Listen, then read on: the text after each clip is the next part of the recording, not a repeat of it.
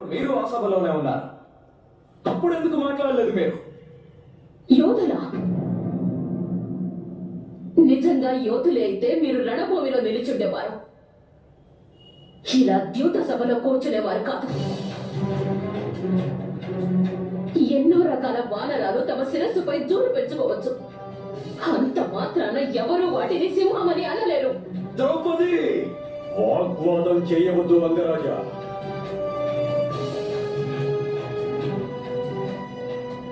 వాగ్వాదం చేయకు. దుర్యోధన,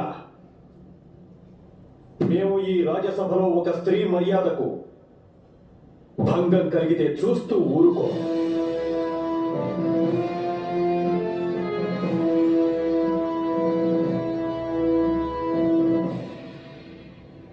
మేనలుడా,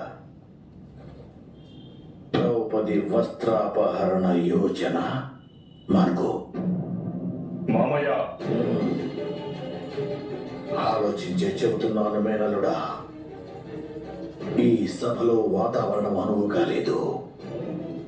నువ్వు చేయవలసింది ఏమిటి అంటే ఈ సమయాన్ని ఉపయోగించుకో. గురు ద్రోణాచార్యులు, మహితాత్ముడు భీష్ముని వంటి మహారథుల శస్త్రాలను ముందు నీ